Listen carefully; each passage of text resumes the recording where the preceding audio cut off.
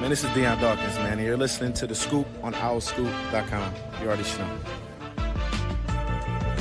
What's up, everybody? Welcome back to The Scoop, the weekly podcast of OurScoop.com, the authority on Temple Athletics. We are on to episode 51 of season 10. We're about to turn the page. We're about to get to season 11. When do we usually do it, Kyle? Like the August, like preseason?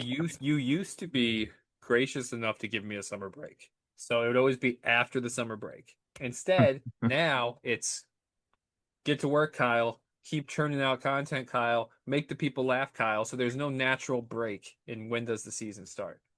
I would say August. Yeah. Okay. All right. I'm going to be on vacation next week, so we probably won't scoop next week. Maybe the next one will be season 11. I don't know. I'm going into the woods on Thursday night. We're going camping. The first time I've been camping in like 20 years. So how much faith do you have in yourself to survive? And I say this in a very non-judgmental way because I don't have much faith in myself to survive in the woods as a camp. Yeah. Very high. I mean, I've done it. Like, I've camped in my past. Nothing's changed. People have been camping for 10,000 years. If anything, it's easier now because, like, there's more technology. That is the voice of Kyle Gauss, of course, our assistant editor. Go ahead. Sorry, I also have my kids, my wife, my sister, and her kids. So that is 6 potential decoys to allow me to survive in the event of a wildlife attack. So they're going to be decoys and a bear runs after you and your first instinct is not to protect your children and your wife. My first instinct is to trip class of 2028 lineman prospect Ryder Harlan and have him be taken out by the bear. It's tough.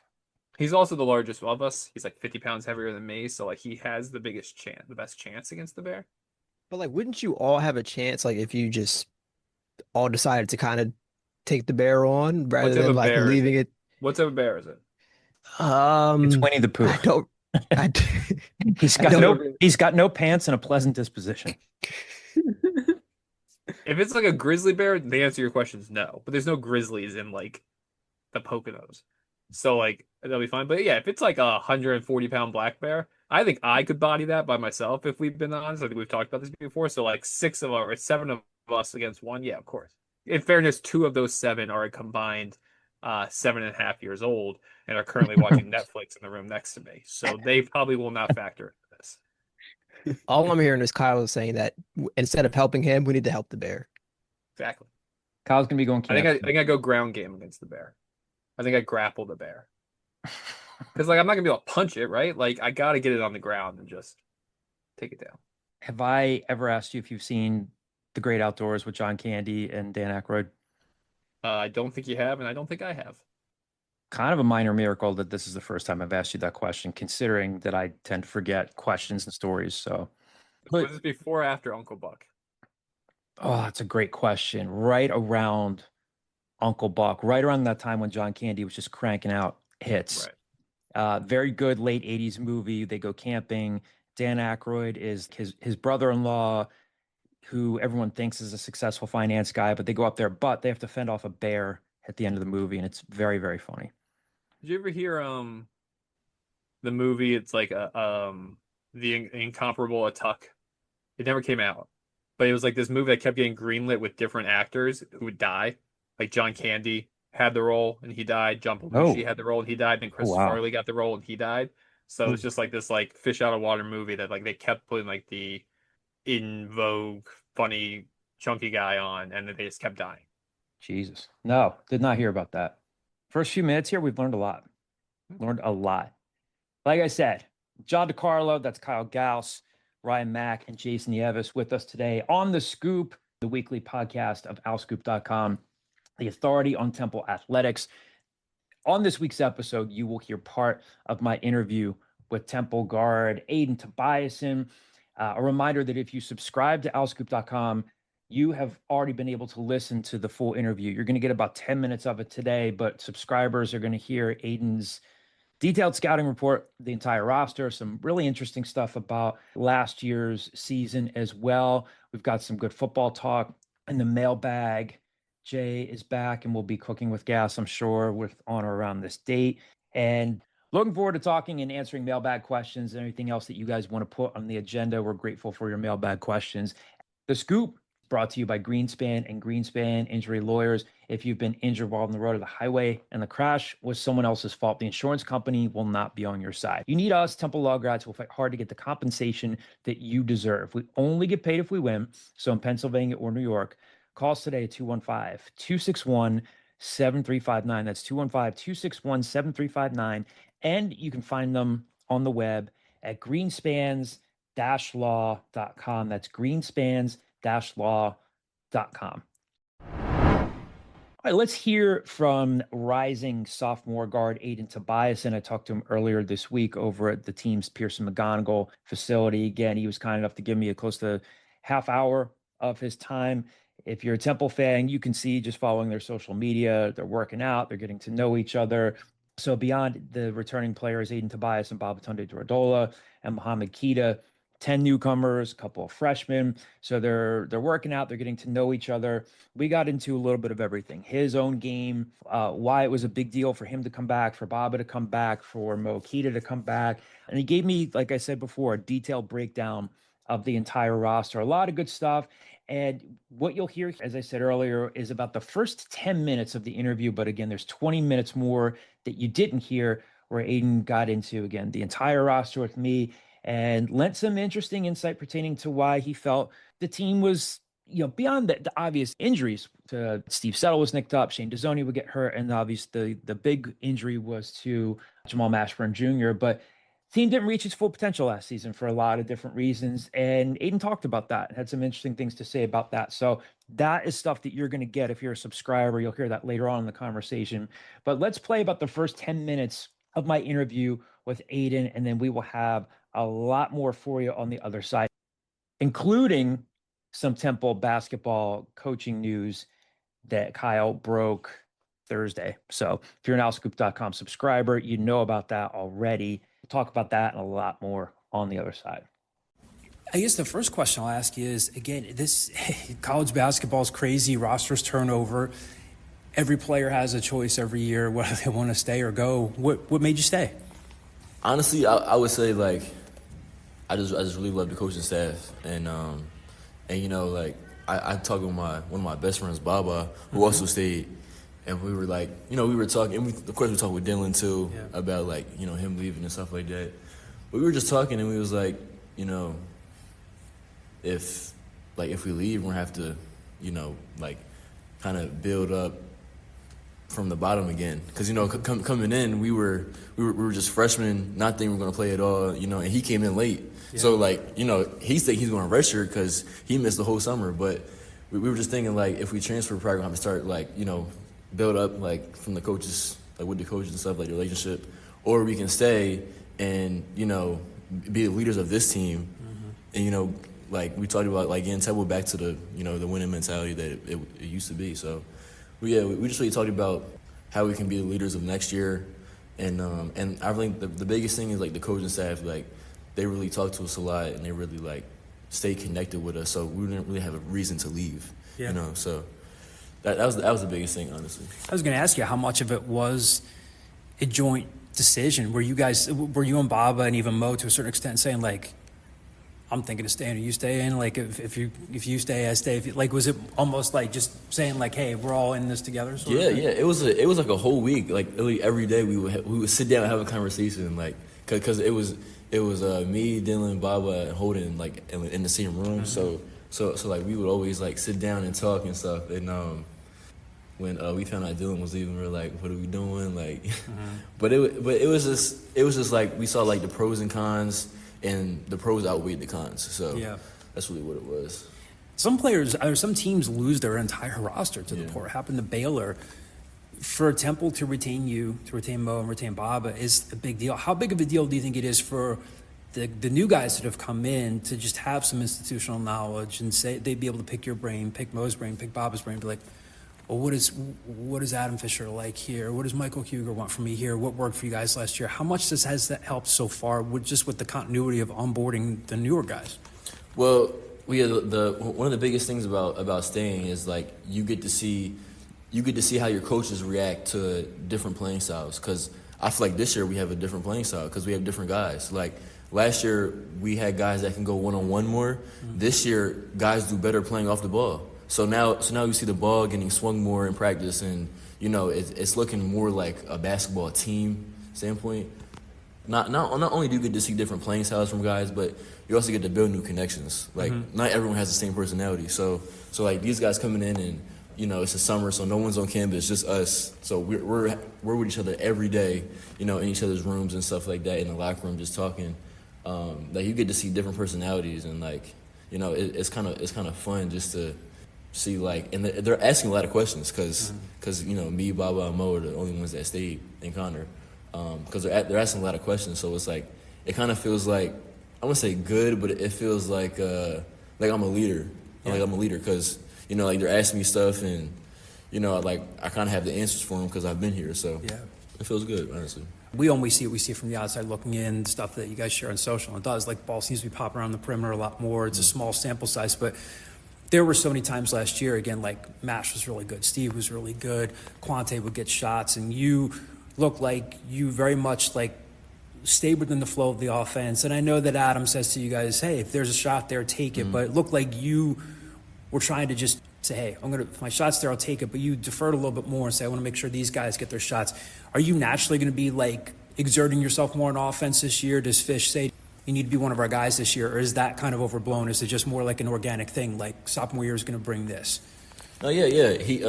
He did tell me that I'm going to have to step into a bigger role, and, like we're trying to figure out if I can be the point now too. So that's something we're working on. But yeah, he just trusts me with the ball because I think we both have understanding that, like, I'm not the type of guy that's going to, jack up a whole bunch of shots if he gives me the green light.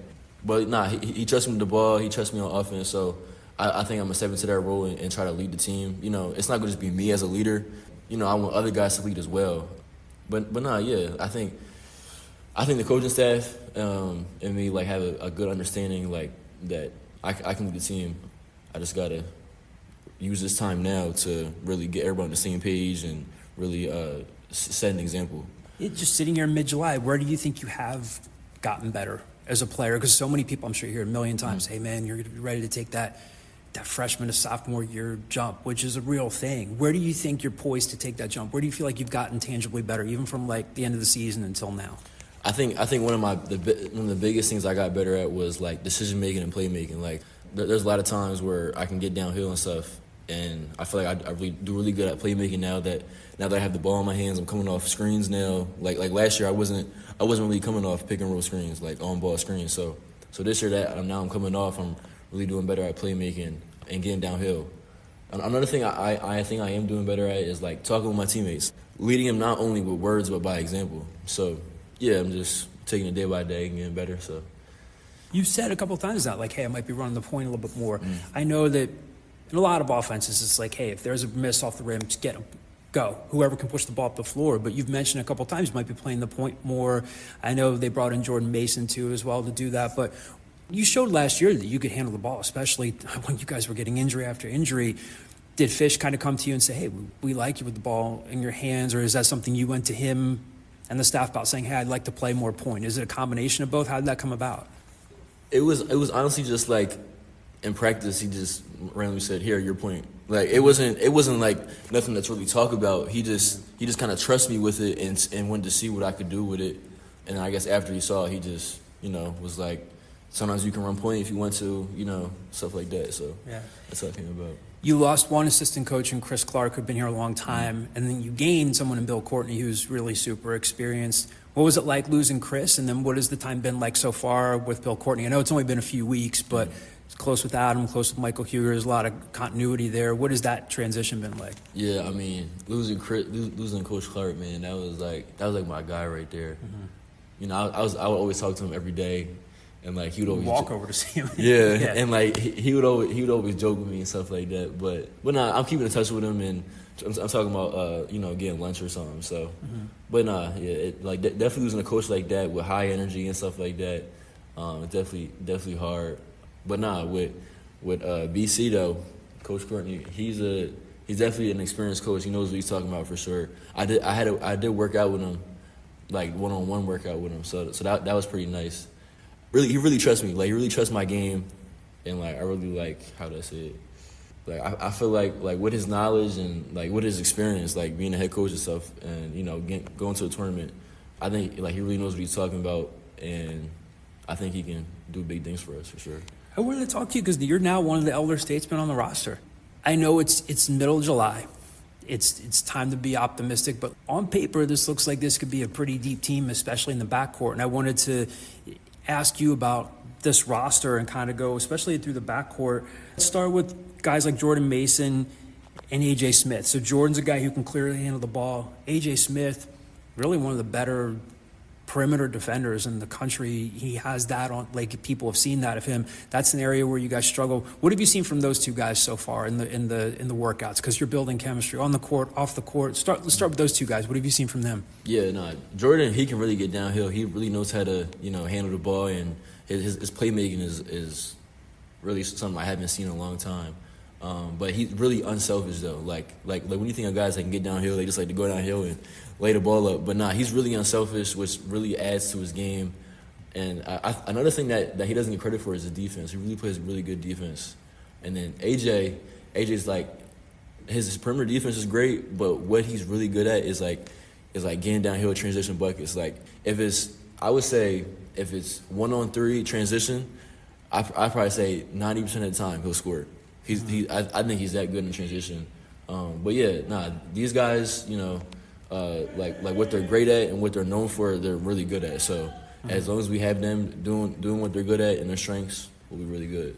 When I was talking to Bill Courtney, I can't remember if it was last week or a couple weeks ago, he mentioned, I just said, who stood out to you in this limited time and obviously couldn't get on the whole roster. He mentioned Darian Ford as a guy who's also been disruptive on defense. What have you seen from Darian, whether you get a chance to guard him, be on the same side with him? What have you seen from Darian so far? Oh, yeah, he's definitely a pest for sure. He definitely disrupts offense like while we're, and like going up and down. And he's even guarded me a couple of times and stuff. So he's a fun guy to go against because he's not only just pestering you, he's getting you better, because you're going to see guys like in our league like that. So, and he definitely like inspires me to like, get up a couple of times. Like, if he's doing it, why can't I do it? So, he's definitely a really good player, really good defender, and I'm looking forward to having him on my squads. All right, big thank you to Aiden Tobiason for spending some time with me. Kyle, any thoughts on what you heard there? Yeah, I think that's it was a good insight into kind of like the day-to-day kind of aspect of the transfer portal. I think a lot of fans might think that players know if they're going to enter the transfer portal like weeks in advance or maybe months in advance, and the second it opens up, a lot of them you do see like the first day, okay, I'm gone. But I think what Aiden mentioned there, where he met with Babatunde Durodola, he met with Dylan Battie, who ultimately left for Wichita State, it was like a day-to-day thing. Hey, what are we doing?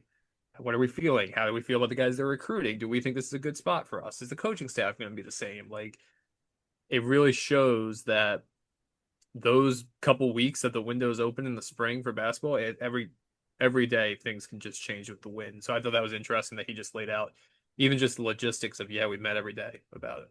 Yeah, he mentioned Holden Pierre-Louis, who left to take on a scholarship opportunity at Cleveland State, right? And then Dylan Battie, of course, left to go to Wichita State. And you heard Aiden say there, he looked at Bob and said, all right, what are we doing? We have two choices here. We could stay or go.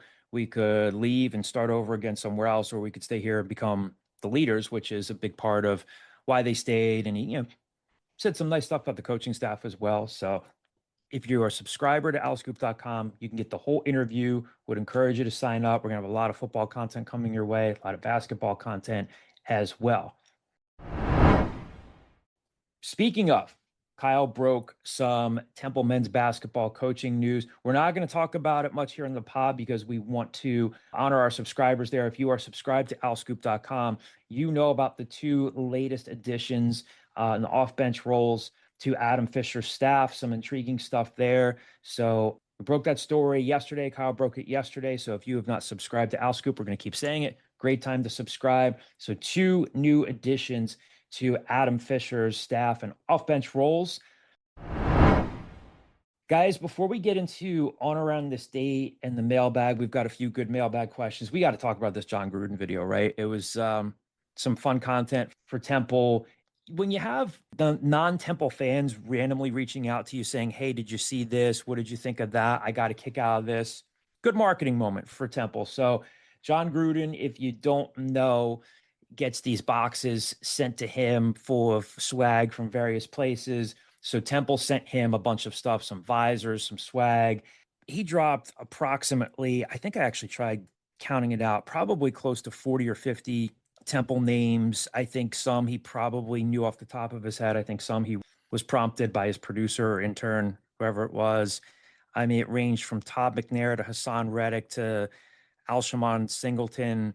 John Oates caught some strays. Guys, just give me your raw takes here. What did you think about it? Was it entertaining? Was it goofy? A little bit of everything. What did you think of it when you saw it? It was goofy as hell, but I mean, like, what else would you kind of expect from this? Like, it was. To be fair, like, I do think it is like a smart marketing technique, and I Oh think yeah, like the past year they've gotten a lot better with just like engaging with a national, not yeah, I guess a national audience, just being more receptive to how they're kind of approaching their audience in a lot of ways. And I think this is a good step in the right direction, even if it is goofy. It's it's attention regardless.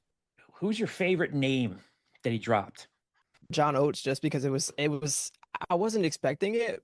Like, to be fair, like you could tell like there's some things where it's like he clearly was prompted to be like, all right, like you got to drop this in there. One, I wasn't expecting like a Temple to, Jon Gruden to be talking about Temple in the first place.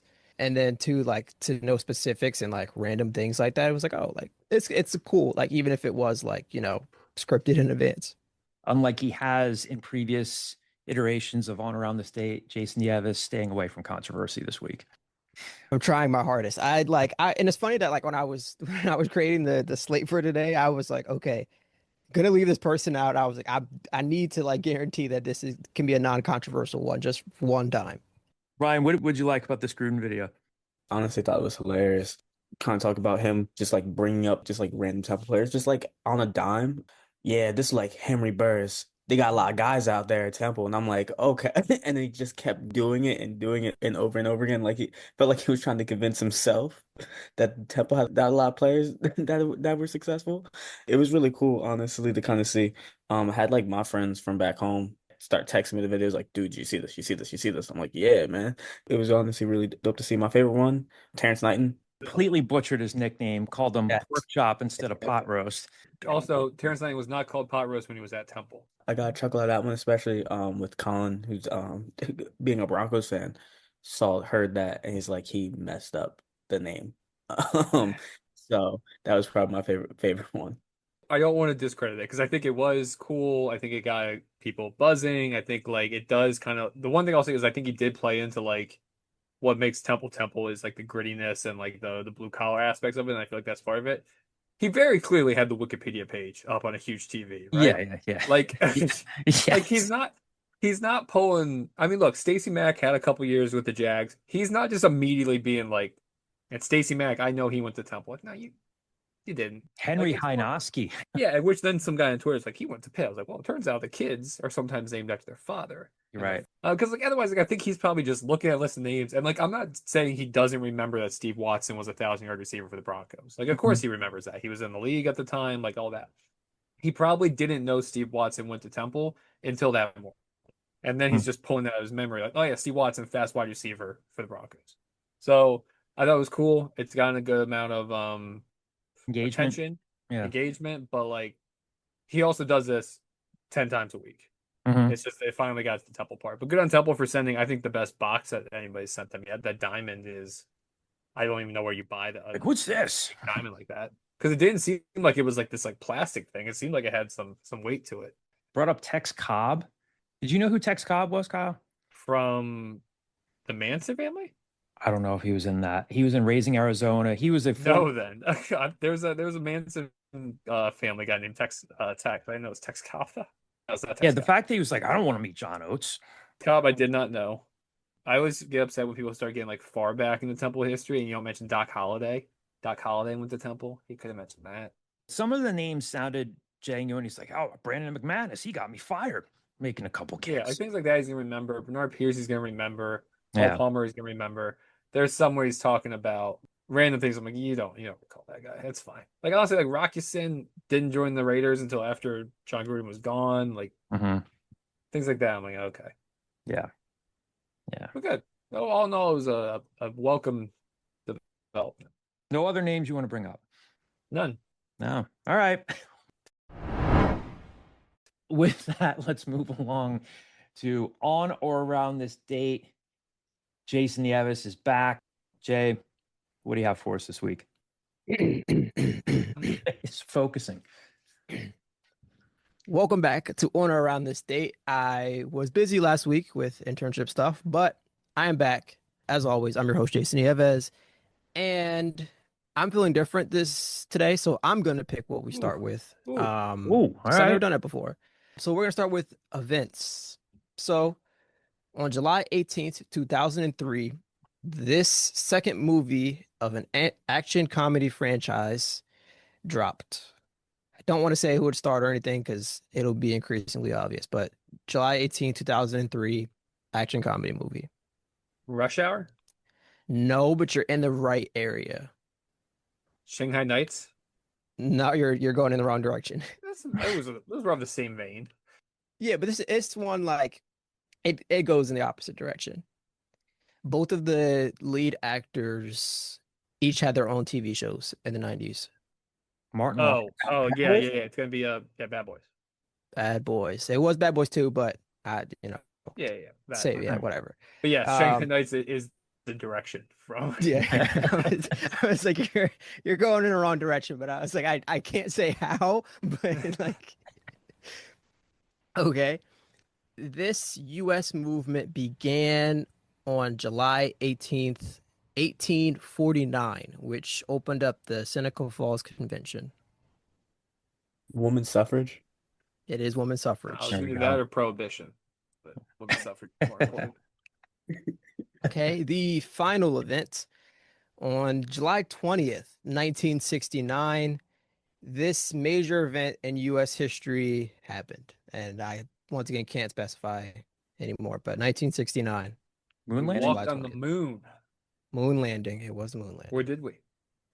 We My did. next guess was We gonna, did. my next hint was gonna be, yeah, maybe I it got didn't happen. worked up over this like a month ago to somebody in actually at La Scala and Brigantine. It upset me very much that people don't believe that we laid down the moon. So you randomly talked to someone at La Scala who believes that No, it's Meg's friend's boyfriend. I think in hindsight, I'm not sure if he actually believed it or if he just wanted to like goad me a little bit, but it worked. It worked. I got upset over it. Yeah, you know what's crazy is that like Kyle, when I was like writing this down, I was like, I feel like Kyle would be like, yeah, it was fake. Like Oh, God, no. thought for sure I'm the you'd most be like, pragmatic person on this call. Here's the one argument you got to make to people that think we didn't walk on the moon. If we were in a space race, we're competing against Russia to see who can get to the moon first. If we didn't land on the moon, why wouldn't they have claimed that? Like, why would they just be like 50 years later, be like, yeah, the U.S. got there first? Like, it'd be so easy for them to have people have sent lunar probes since then to be like, oh, yeah, that whole thing was fake. Like, it'd be so easy, but they don't because we landed on the moon. I mean, how would you even know that? Like maybe they did that, and then there's like they were so salty that they were like, actually, like we don't even want to, admit that America got there first. Like, And then people claim we lost the technology. We didn't lose the technology. We just stopped working towards landing on the moon. So these factories that produce products for the space shuttle to get to the moon can no longer produce these products because they're not fiscally capable of staying open for that. That's the I think truth. I think I miss having Johnny here because it's really easy to wind him up, and Oh, Kyle God, just yeah. Kyle just isn't as easy. Like I try There's to bait him, and it just great doesn't work. podcast called BBC's 13 Minutes to the Moon where they talk about like this 13-minute audio clip. It's like goes through the entire process. Like they'll have a line will be like, right thrusters go, and they'll say this is so and so. She is in Houston. She's saying this. She walks this. It's like 7 hours long. It's great though. It sounds boring. It's a fantastic podcast. I listened to it in one go on the way to go pick up a car that broke down in North Carolina. that was 2 summers ago. And I listened to the Scoop on the way back. You interviewed Ben Asweke. Just what a 13 hours of driving in one day. I got down to North Carolina, got my car, got Taco Bell, got right back on the road. To be clear, I did not interview Beneswake for 12 hours. Or did I? Tune in. Go back a couple seasons to listen. Maybe that was a big fraud too. Big hoax. Was our interview with Temple cornerback Beneswake real? No one knows. Maybe we'll kick off season 11 down at La Scala. what if, right? Like, you know how like there's like mini-thon. I don't know if every school does that, but I know my school did that. It was like mini-thon and it was like, oh, you stay up all night and the money goes to like funds and stuff. What like if we were to do the Owl Scoop version of that and like we had to stay up all night, who was the first one to pass out? John. Or Yeah. Who's Ryan? Was that you or Kyle who said that? Both. Both of them. See, like I knew the answer, but like I was hoping for some pushback and someone else would like go some in a different direction. But John, I didn't say you. I said Stop Kyle. it. Kyle was this on is Zoom holding John up- in a class that he teaches. I was closing my eyes for a second. I was blinking. I did not fall asleep in that class. All I'm saying is I wasn't in that class. Somebody sent me that photo because you registered on their radar as John fell asleep. That was Matt Vender, our friend Matt Vender sent that to you. If we're going back, the Scoop staff, we know that Rymir Vaughn will be the first. Rymir can fall oh yeah, anywhere. So when Kyle lived with me, every once in a while, if we were up late talking, I would pass out on the couch. I would wake up, I would have a text, and it was from Kyle with a picture of me passed out on the couch. And he would be upstairs, upstairs sleeping soundly. I have some friends who say, like, I cannot just pass out on the couch. If I am tired, I will go up to bed. I can very easily pass out on the couch. Yeah, the impromptu fall asleep on the couch is one of like the best types of sleep. When Yeah. you're like, I'm gonna sit down and watch this Netflix show, and next thing you know, you got like 6 minutes into it and you're just passed out. I think the easiest way to fall asleep is to try to stay awake. Like if you're having trouble falling asleep, just like try to watch something or try to stay up, and you're more likely to fall asleep. So I think that works against you in this scenario of a mini-thon, because I think you will be trying to stay up. That's the point of the mini-thon, and you will fall asleep.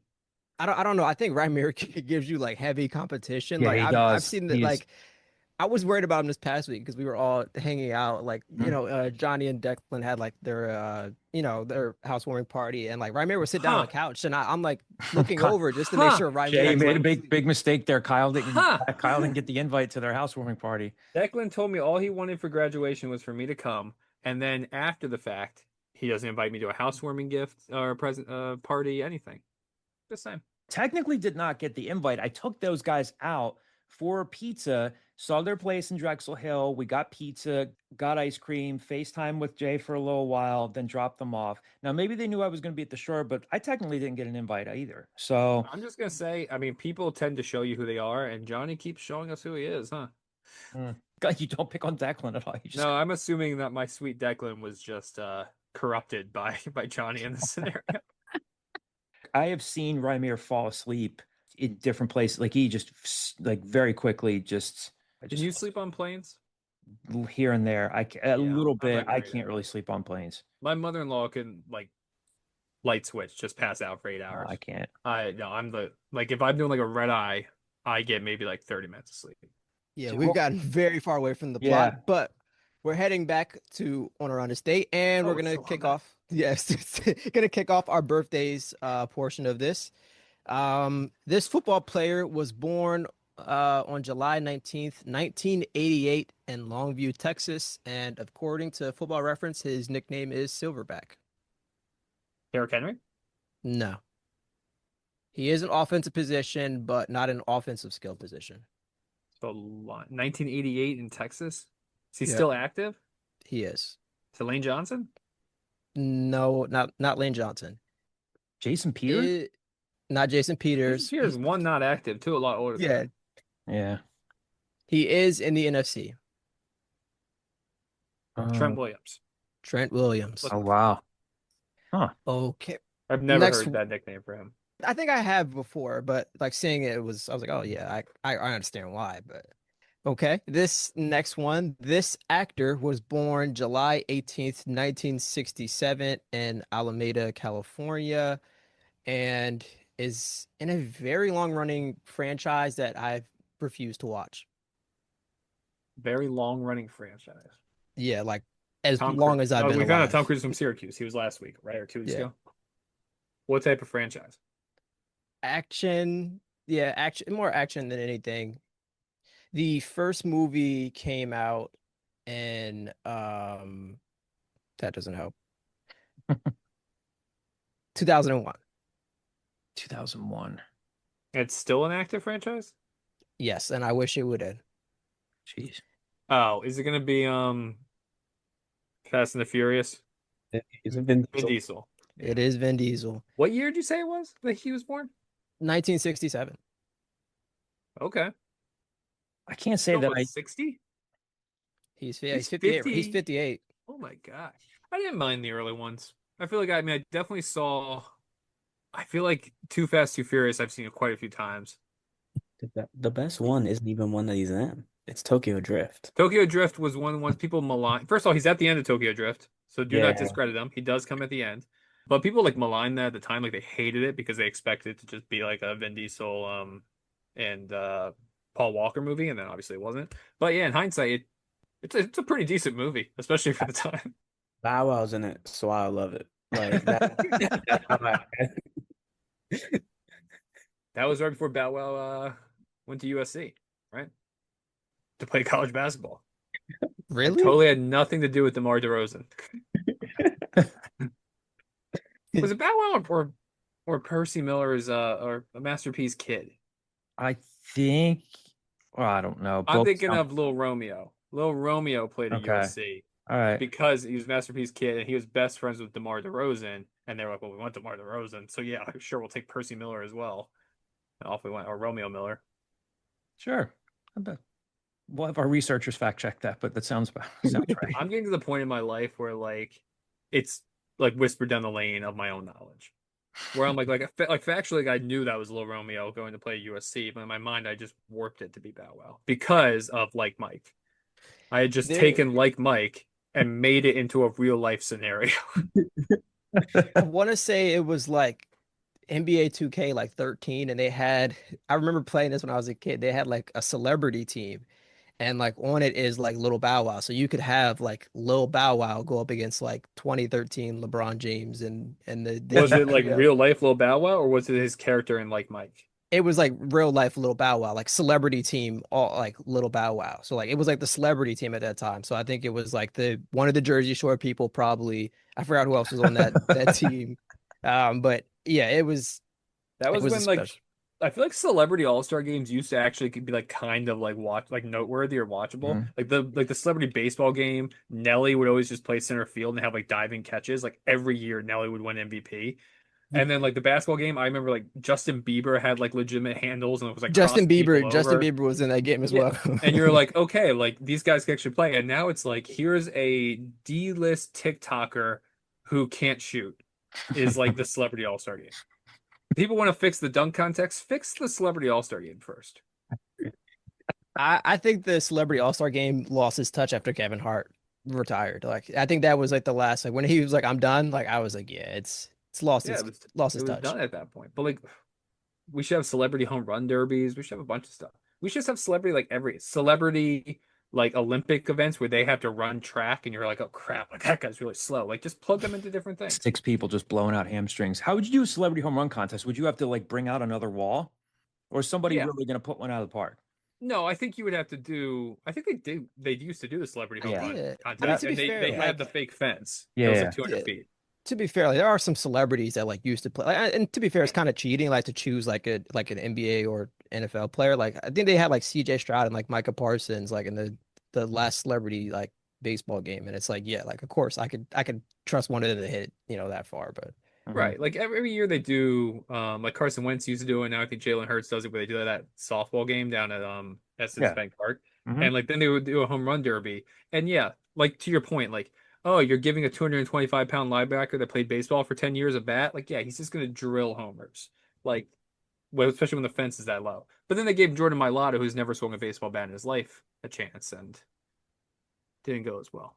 I want like a list of celebrities to be exposed that You know we what? can then That- just point towards and say, that will be my mission for next Scoop episode. I will have that list ready for you. Real quick, last night got together with Ray Dunn from 97.5, Dan Wilson from WIP, our friend Zach Demuse, who now works for Roman Catholic High School, former or still current Temple football press box spotter, Graham Foley, social media. I called him social media director. I think social media manager with the Flyers. Addison Hunsker, who is an analyst for the Philadelphia Union. So we met up at Palladium, which I'd never been to, loved it. Get to a table, 20 minutes later, in walks Charlie Manuel. Just plops nice. down. I don't know what any of their current occupations had to do with that story. I was just shouting him out. Okay. Like a Temple media powerhouse. I think I mentioned Palladium on this podcast 2 weeks ago. I think you did. It was good. Yeah. Pizza was good. It's a fine place. Like, it's like a good place. It's not like you're not going to drive out of your way to get to Palladium. Oh, like, you had gone there before. You had gone there before. I went there before meeting a up with Phillies Johnny. game. Before you in met Johnny May. in person. Yeah, exactly. Yeah, so maybe that was probably why I came up. Back when you say no free shout outs, but just some free shout outs. John just gave a lot of free shout outs. I did. Yeah, that was a lot of free shout outs. We call Is that that in the our LinkedIn Alscoop budget segment, where to- John's just giving people's resumes. All right, go Okay. ahead. Sorry. we really need to finish on around Yeah, this yeah, date. yeah. It's been like a 30-minute segment at this point. Days have passed. It was just, yeah. we started last week. Final one. This basketball player was born on July 18th, 1971 in Memphis, Tennessee. Penny?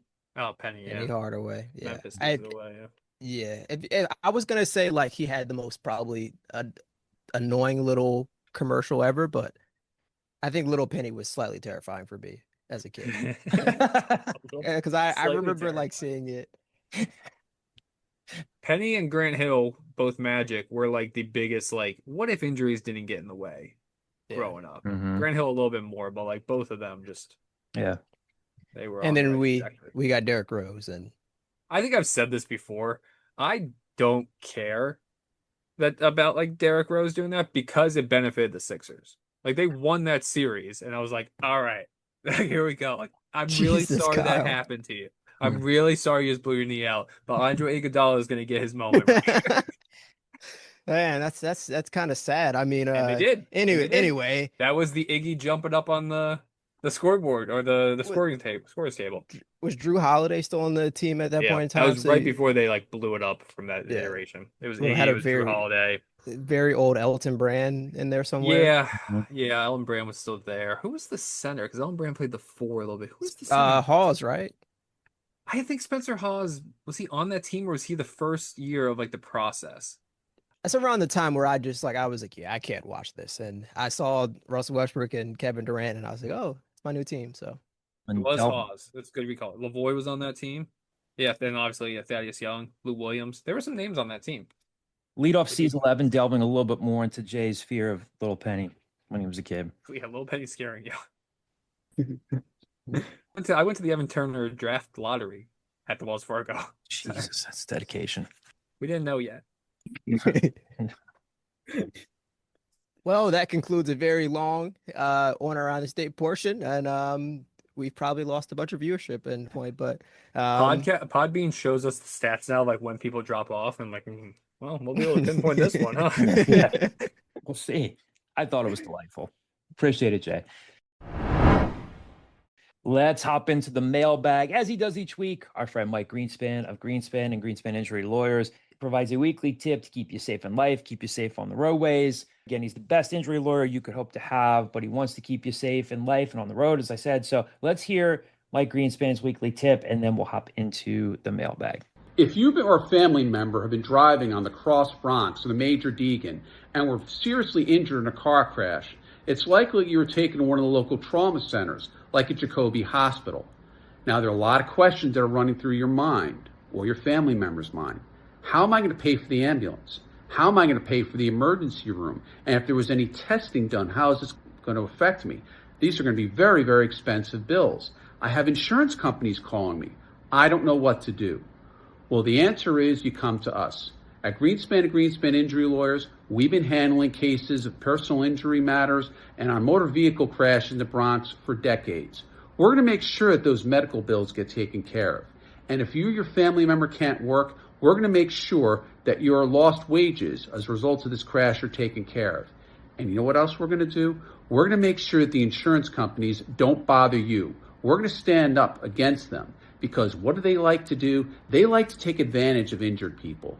And it's unfortunate, but it happens. There are a lot of times insurance companies will see the person's last name, assume that they're not a citizen of the United States, and treat them unfairly. Well, we're all the children of immigrants, and we're going to make sure that immigrants are not, I repeat, are not taken advantage of. So give us a call. We'll be glad to help. We only get paid if we win. Few questions from you guys this week. Appreciate all of them as always. First one from Twitter, off the hook threes, the handle on Twitter. In an alternate reality where Temple was a football blue blood, which celebrity or celebrities do you think would frequent the football games on the sidelines? I have three names that come to mind. Mhm. And I was gonna say I had three names that came to mind immediately or when I thought about this, but I literally just read this question. So one, I think we just mentioned, I think Kevin Hart would find a way to latch his claws into anything like that. But Kevin Hart also doesn't really come to Philadelphia that much anymore. So maybe not. The person that I do think would find a way to associate himself with it, regardless of whether or not he went to Temple, he did not. Miles Teller would absolutely, if Temple was like a blue blood, you would see him in like a Letterman jacket. Did you go there? Oh, no, sorry. But he would be there. And then Where's he from, Kyle? three, he's from downtown. Yeah. But did not really like he didn't go to the downtown school district. Number three, I think this, I'm going to add detail in this. I think Shane Gillis, because he was recruited by Temple and chose not to go to Temple. Yeah. So if Temple was a blue blood and he had got an offer from Temple, maybe he went to Temple, then he would be supporting his alma mater. He's got Those a are the Royals three. profile, class of 2006, right? Yeah, it was like Temple, EMU, and Army, which he went to Army and then dropped out of Army. Ryan, what do you think? Any names you'd want to add to the list? No, I'm brainstorming right now. I'm trying Al to come. Pacino. I got a couple. So I Al think Pacino. if What are Al we doing Pacino- here? If Oh we're my going in goodness, the I'm not gonna do celebrity realm, I think Bradley Cooper would also find Yeah. a way to be involved in this, just with the Eagles connection as well. I personally would love Patty LaBelle to just Oh, I would love be that. there in that realm. Like, can you imagine like she's like post game snack is sweet potato pies? Like Yeah. that'd be amazing. Like Patty LaBelle yeah, so hanging out with Al Pacino. You got the voice of an angel. those are my two. Also Questlove. Questlove. Really don't have much else to say. No, the Him Roots were big Temple fans for that 1 year. Mhm. him Kamal playing Gregg was like there. Temple out would be pretty cool. I feel like my Al Pacino imitation was quite jarring there for a second. I apologize. I literally Yeah. said I'm not going to do a Pacino because I know how jarring they can be, and you just sped through that yield sign. But, a few weeks ago, you said my recruitment gift would be a bowl of spaghettis. I thought we cut that. Did we not cut that? No, I don't think we did. I think Oh, yes. I think that made it in. Oh, not to peel back the curtain too far, but there's a lot of things I say that don't make it to the final podcast, and I thought that was going to be one of them. But okay, let's draw more attention to it. Our Italian American listeners have not called for your removal from the pod. Not that I thought they would, but that's a good list. That's a good list. The next question here comes to the screen name Al Worldwide. With the roster complete, he's talking about the basketball roster. With the roster complete and practicing for a little bit now, give us your updated starting fives. This will likely be a more balanced scoring team, but who's going to be the guy when they need him most? So, updated starting five, again, on July 18th. Who is our starting five for Adam Fisher's men's basketball team? I've got my starting five written down, but I want to hear from you guys. The ones obviously it's going to be Jordan Mason. I think that's one kind of clear cut. He's going to be the main ball handler, something that they need. You bring it up when you talk to him in your interview with him for the scoop. He wants to be that playmaker. He wants to be the one to start facilitating and lead that offense. So he's going to be the one. I think at two, I could honestly either see CJ Hines or AJ Smith being that two guard. And then maybe Miss Aguilar coming off the bench as a combo with one of them as he's that Shane Zoney kind of role. At the five is obviously going to be Babatunde Durodola. I really kind of see that. Started every game last year. I can see him taking that progression. Aiden Tobiason will obviously also be a starter. Same thing. Started almost every single game after the Villanova game. We saw how good he can be and how much he can hit that potential. I see that going into next year. And then honestly, I think when we talked about I think last month, I think the four is probably the most questionable spot. For me, I'm kind of stuck in between if it's going to be Jemai Felt, being that rim protector, something that they haven't had since Adam Fisher has been coaching here, being able to grab boards and also be able to protect the rim. I could see it being him. But if not, but I could see a Yuba Bryant coming off. For some reason, almost every single year, there's a player on the starting lineup the first game where they go into the starting lineup and someone that you did not think at first that they would probably be. 2 years ago with Sam Hoffman. last year was Babatunde Durodola. With him using his athleticism, I could see him kind of taking that like kind of like Steve Settler role. So that wouldn't really shock me, but I'm kind of stuck between those two at that final spot. So you're saying we'll put you down for Jordan Mason, CJ Hines, Babatunde Durodola, Aiden Tobiason, and Jemai Felt. Yeah, I'll go Jamal Felt. Jay, who's your starting five? I am mostly going in the same direction. Jordan Mason, Aiden Tobiason, CJ Hines, Babatunde Durodola. I think I like the versatility. I think Jemai Felt could be a good addition there. That final spot. I do think like Gavin Griffiths, what he can kind of pose is like I guess stretching the floor a bit more potentially. I think like might be a better option there for me. So I think that's who I'm gonna go with. So it's you have Jordan Mason, CJ Hines, Aiden Tobias, and Gavin Griffiths. And who was your fifth? And Babatunde. Bob, that's right. Kyle, who do you have? Even though Aiden Tobiason talks a lot about wanting to play point guard more and run the offense through him and have the ball in his hand, I don't think it's reasonable to expect him to be like a starting point guard day one. So I think Jordan Mason's in there.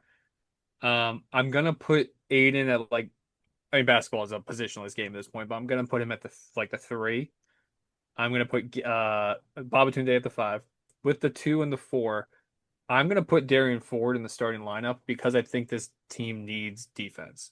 I mean, you saw last year, like I think it's easy to kind of pinpoint, like, oh, well, Jamal Mashburn got injured and that's why they fell apart.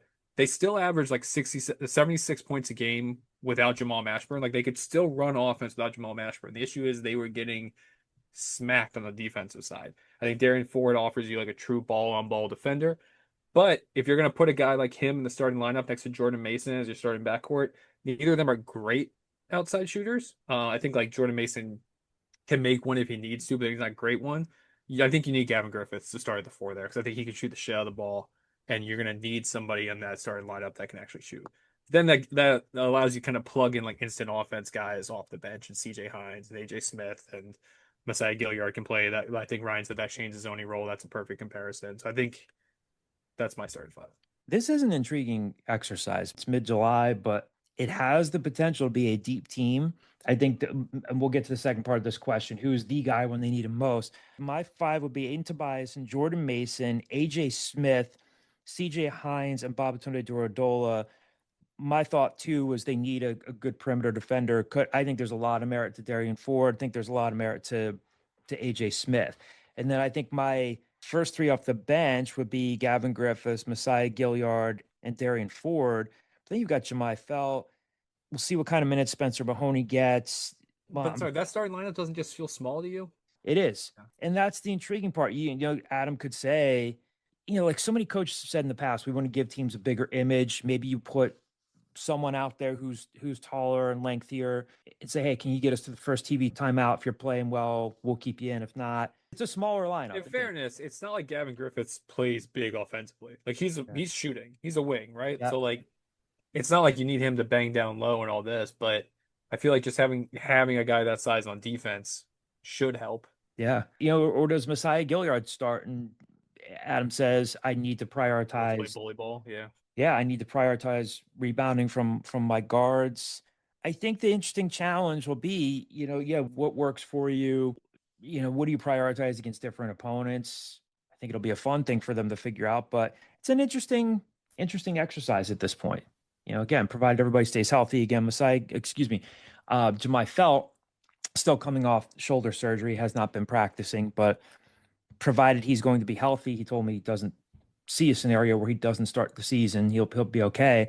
They've got some pieces to work with. That leads us, though, to the second question I think that's going to be on everybody's mind. Who's going to be the guy when they need him the most? I will go first. I'll just take the low-hanging fruit. I think Bill Courtney said, in order for Temple to be good, Aiden Tobiason needs to be good. Yep. Mm-hmm. That's as simple as it gets to me. I think he needs to take that step to become that guy. He wants to be the leader on this team. You said that in your interview. For you to be the leader on a team that has 5 senior guards, you need to show something. And I think that's something he would need to show to be that guy. I would go with Aiden too, with maybe a guy who's proven that he can score March, CJ Hines, but I think that Aiden's more versatile Well, I can't call Aiden Tobiason a more versatile scorer when CJ Hines has done it more than Aiden has, but I He's think got Aiden like 2,000 career points. yeah, exactly. But Aiden's got a ton of potential. I think I agree with you. Bill Courtney, as you said it. If this team wants to be really good, Aiden Tobiason has to take that step. I think it's easy to say Aiden, and maybe like I'm kind of going in a different direction with like when the guy went like with the prompt in this, but I do think like Baba kind of needs to take a the next step in like just offensively, but also just cleaning up the foul trouble stuff. I think that was a big reason like last season where I felt like I was looking and I was like, all right, like that's a reason like he needs to get better. Like that is a clear way. And to be fair, he did like as the season went on, but I think like kind of just taking that next step is really what I need to see because and I think we've talked about this previously. This team isn't like it's not run through just one person as much as it was last year. Like it's a very much a more versatile team where it's everyone can play a part in this, and it isn't just a Jamal Mashburn like here's the ball go score type of season. So I think like it's going to take like a consistent effort from everyone, and I think like Baba plays a big role in just doing his part of his development. Yeah, I want to flesh out the Baba thing a little bit because it's that position to me is always so much harder to project. Like I don't know, is Babatunde, was that his floor and he has 3 more years of growth, or is he starting to feel his neck crane from being so close to his ceiling? Like I don't know. Because like you saw it with like when you guys were really young, Temple had a center called Ernest Flackby, who when he was a sophomore took a little bit of a step and became like a serviceable guy, kind of stayed at that level for the next like 2 years. So like I don't know if Baba takes a step and goes up an echelon. Obviously, that's good for Temple. It then makes him a very hot commodity, obviously, in the transfer portal because centers don't just grow on trees. But I don't know. I hope he has another step or two in him. But that's always kind of the hardest part of is he just at where he is already, or does he still have room to really take steps? Guards, I think it's easier to kind of forecast. Like, okay, he shot in high school. He got a little nervous as a freshman. He's eventually going to remember how to shoot. Centers, it's harder to project. I'm also gonna say it's Aiden. Just what we were able to see from him at points this season last year, we know that he has this high ceiling, and him knowing that he's gonna have to hit potential for a Temple to kind of like take those next steps. I want to see him be able to take those next steps, especially not coming up into this year, but next year, because Kyle, you hit on it. They have 5 senior guards. Obviously, they're gonna have to replenish that unit anyway, but he's gonna have to take a step of going into his junior year now. They're gonna be losing everyone else. I'm gonna be able to see him kind of take those next steps. I try not to even think that far ahead. Same category as Baba. If Aiden really jumps up to being a guy that averages 16 or 17 points a game, he's first team all conference, then Temple's going to be scrapping and clawing to keep him, just like they would Baba in that sense. Like the thing that it's obviously a small sample size, but like the thing that really encourages me about Aiden is once you saw him, like when he first got put into like the starting lineup, everything that game against like Holy Family, like it looked like he was like afraid to shoot. Like just like pass the ball, don't make dumb passes. Maybe we'll find you open. The last like 15, 20 games of the year, he was shooting like 46% from three. Yeah. Like he was really able to kind of just like, I'm comfortable now and like knock down these shots. If he's all of a sudden able to become a guy that shoots consistently at a higher volume in the 40s, 3-point wise, then like I don't know how good this team could be then. 46% from the floor, 41 from three, 21 of 51. The other thing that was encouraging, 8 turnovers in 553 minutes. Now, again, part of that could be that he wasn't forcing the issue all that much, and so he was playing a safer brand of basketball. For sure. Nonetheless encouraging. Yeah, obviously it's better than the alternative. Like it's better than having to explain why he had 95 turnovers in however many minutes. But like, yeah, I think that was just he was asked to fill a role and he filled that role. Final question to close us out here is from the screen name Berkshire Al. Can each of you pick one upset for the upcoming season? This is for football. I think I saw someone said they're like projected to Vegas wise to finish like 4th from the bottom. I think they're ahead of some teams like it's like Charlotte. I'd have to look it up because we haven't seen the preseason poll yet because they're very important preseason polls. I'll say the way the schedule is laid out, it kind of reminds me, I think I've said this the last couple of years, it reminds me of like that 2014 team where like I think there's like a chance for them to like kind of win some games in the first half of the conference schedule and then like it gets tougher towards the end. All of a sudden you're at Army, you're hosting Tulane, like it gets a little tougher. I can see right before that stretch, East Carolina coming into Philly and losing to Philly. Or losing to Temple. Like I can see that. Like they kind of went toe to toe with them for a bit last year before ECU kind of pulled away. But like Temple was able to move the ball against them. I'm gonna say I'm blanking on his name. The guy that replaced Mike Houston, the interim coach that became the full-time coach. I think a lot of times you see with interim coaches that people just rally behind them and they end up going 4-2 down the stretch and let's give this guy the full-time gig. And then you see that it was a mistake. I'm not saying for sure it was a mistake yet, but I could see his first year being the head guy. Temple upsetting them now. Blake Carroll. Yes, there it is.